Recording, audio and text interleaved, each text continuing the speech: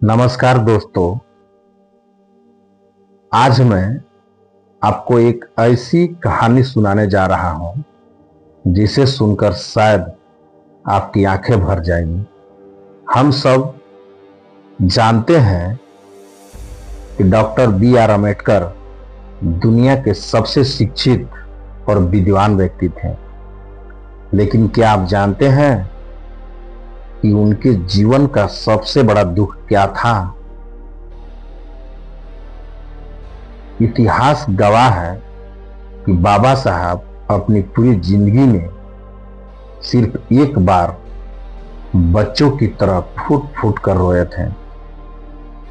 वह दुख किसी इंसान के बिछड़ने का नहीं था, वह दुख था उनकी ये हजारों किताबें जिन्हें उन्होंने अपनी भूख और नींद कुर्बान करके आधी दुनिया से इकट्ठा किया था।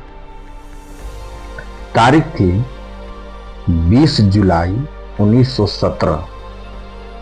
समंदर के बीचों बीच एक भयानक धमाका हुआ और बाबा साहब की 20 साल की मेहनत, उनके हाथों से लिखे अनमोल नोट्स और ज्ञान का समंदर हमेशा के लिए पानी की गहराई में दफन हो गया।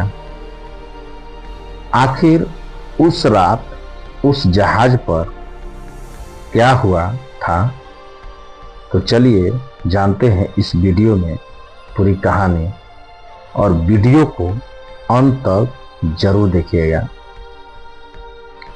तो दोस्तों, बाबा साहब के लिए किताबें सिर्फ कागज के पन्ने नहीं थे, वे उनकी रूह थी।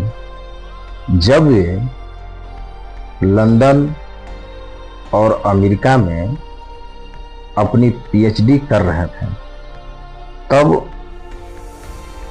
उनके पास खाने के पैसे नहीं थे। वे दोपहर का खाना नहीं खाते थे ताकि उन पैसों से एक पुरानी और दुर्लभ किताब खरीद सके। कल्पना कीजिए, एक नौजवान छात्र लंदन की कड़ाके की ठंड में सिर्फ एक कप चाय और एक पाव रोटी पर पूरा दिन गुजारते थे, सिर्फ इसलिए क्योंकि उसे ज्ञान की भूख थी। वे कहते थे, मैं अपनी जान दे सकता हूं पर अपनी किताबें नहीं। उन्होंने अपने घर राजगृह को एक चलती फिरती यूनिवर्सिटी बना दिया था, जहां 50,000 से ज्यादा किताबें थे।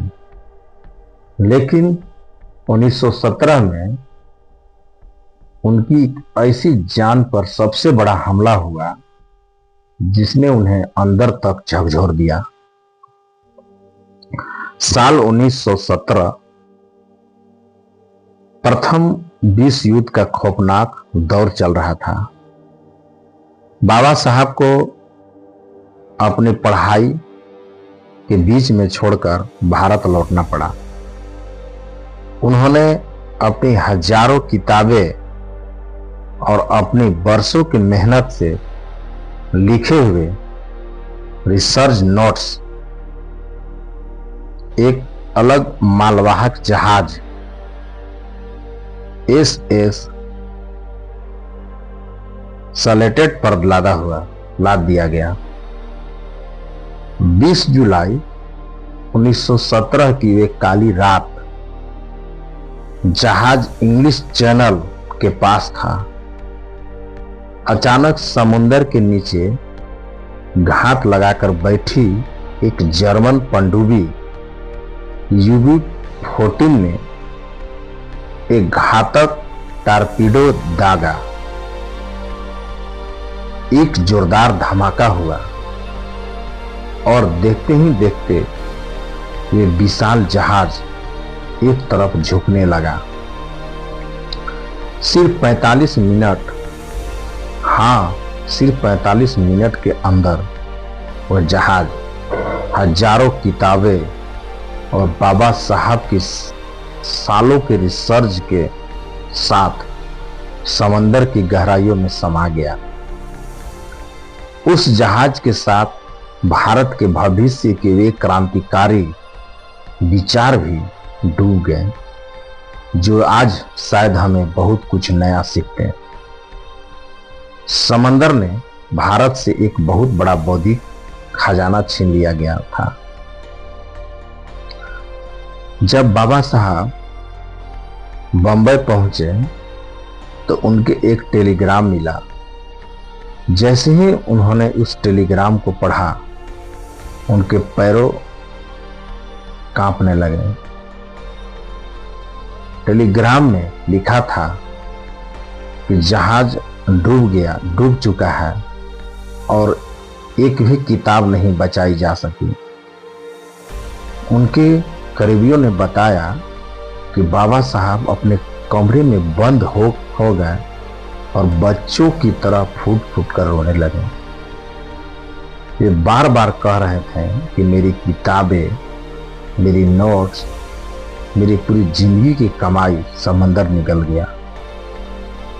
उनकी पत्नी सविता अम्बेडकर ने लिखा है कि बाबा साहब कई दिनों तक गुमसुम रहे। वे कहते थे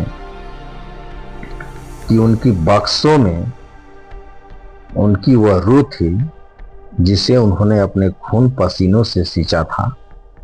कल्पना कीजिए उस इंसान के दर्द की जिसकी पूरी दुनिया की उसकी किताबें थी और वे अब कभी वापस नहीं आने वाली थी। लेकिन दोस्तों, महामानव वही है जो गिरकर फिर खड़ा हो जाए। बाबा साहब ने फिर से हिम्मत जुटाई। वे दोबारा लंदन गए, अपनी थीम्स पूरी की और अपनी लाइब्रेरी को फिर से खड़ा किया। उसी अटूट मेहनत का नतीजा है कि आज हमारे पास दुनिया का सबसे महान संविधान है। समंदर किताबें तो डुबो सकता था, लेकिन उनके दिमाग में बसे ज्ञान के सागर को नहीं रोक सका। तो ये थी कहानी उस महान त्याग की। आपको यह वीडियो कैसा लगा? क्या आप इस घटना के बारे में पहले से जानते थे?